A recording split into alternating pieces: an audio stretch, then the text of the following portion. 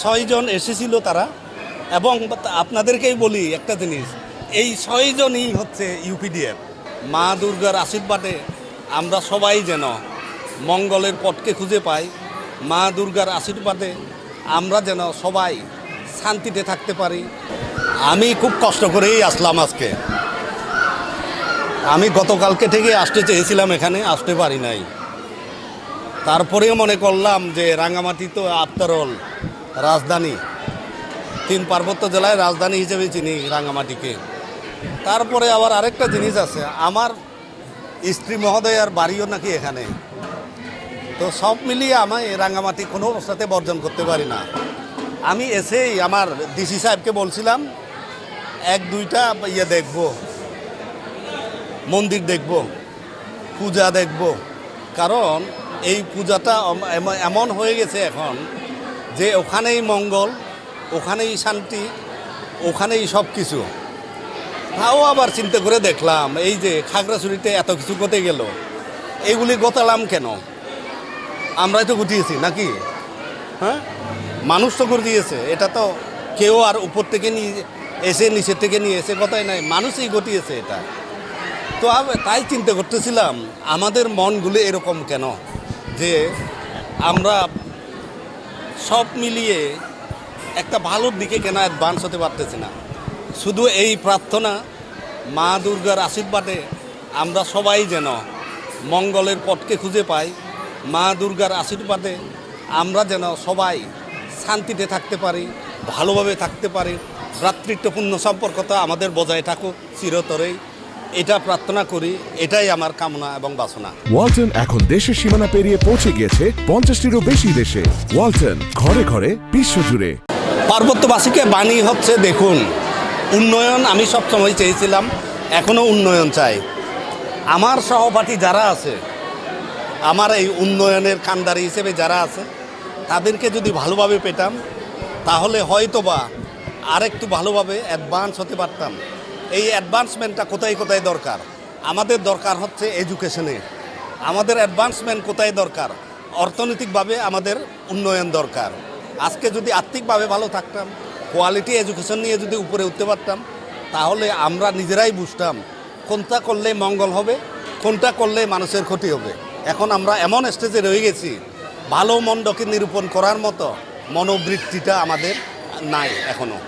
এটা ফিরে আসুক, তাহলে ভালো থাকবো। দেখুন, আমি মানে এই পার্বত্য এলাকার মানুষদের কথা যদি বলি, পার্বত্যবাসীদের, পাহাড়িদের আরও স্পেসিফিক, তারা কিন্তু সবসময় স্লোগান দেয়, একটা স্লোগান, সেনা হটাও। এই দুনিয়াতে কিছু রিয়েলিটি আছে, যে রিয়েলিটিগুলির বাইরে আমরা এত সহজে যেতে পারবো না, ঠিক আছে? আর এমনও হবে, এমন দিন আসবে আমরা তাদেরকে জোর করে ধরে রাখলেও রাখতে পারবো না। উদাহরণ হিসেবে একটা জিনিস বলে দিই, জার্মানিতে আমেরিকার সবচেয়ে বড় বেস হচ্ছে জার্মানিতে। তাদের ওখানে প্রতিদিন খাবার দাবার এই সেই বিক্রি সিক্রি $1 বিলিয়ন হয়। এখন ফ্র্যাঙ্কফুর্টের জার্মানরা মনে করে, কোনো এক সময় আমেরিকা ভেবেছিল যে এখন তো শান্তি এসে গেছে ইউরোপে, তাদের আর বেস দরকার নাই ইউরোপে। তারা উদ্র করতে চেয়েছিল, কিন্তু লোকজন দেয় নাই। এবারে বুঝুন যে এমনই সময় আসবে আমরা এদেরকে জড়িয়ে থাকবো, আবার এমনও সময় আসবে আমরা বলবো যে বাবারা কেটে পড়ো। সুতরাং এটা সময় এবং কন্ডিশনস। আমরা সব সময় একটা জিনিস বলি, যাহা কিছু এই দুনিয়াতে ঘটে থাকে কন্ডিশনাল। সুতরাং কন্ডিশন যখন ফুলফিল করবে আমরা চাইবো অথবা বিতরণ করব। দেখুন, সরকারে যখন আছি আমার তো এই জিনিসগুলি বলতে হবে। যাই হোক, আপনাদেরকে বলি, আজকে এই যে যুগ্ম ছাত্র জনতা নামে যে গ্রুপটা হয়েছে, তাদের সাথে আমি আজকে কথা বলেছি। 6 জন এসেছিল তারা, এবং আপনাদেরকেই বলি একটা জিনিস, এই 6 জনই হচ্ছে ইউপিডিএফ। কারণ খাগড়াছড়ি এলাকা ইউপিডিএফ ছাড়া কোনো কিছু নাই। আমি একে একে জিজ্ঞেস করলাম কয়জন বাকি এখানে ইউপিডিএফের বাইরে, বলে যে আমরা 6 জন ইউপিডিএফ। আমাদের কোনো অপরাধ নয় এটা, মতাদর্শ থাকতেই পারে।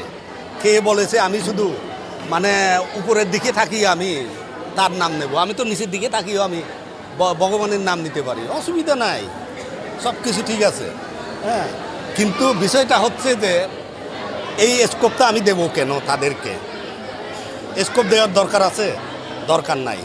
আমি আজকে এদেরকে বলেছিলাম, দেখুন আপনারা গত কয়েকদিনে যা যা করলেন, আমার মনে হয় না এটা ম্যাচিউরিটি হইতে হয়েছে, ম্যাচিউরিটির কমতি এখানে আছে। আরে ভাই, একটা ইস্যু নিয়ে আমরা করব, এটাকে আমি যখন মাল্টিফেরিয়াসি এতে নিয়ে যাব, বাইরের লোকজন ঢুকে পড়বে, এই সুযোগ দিচ্ছি কেন আমি?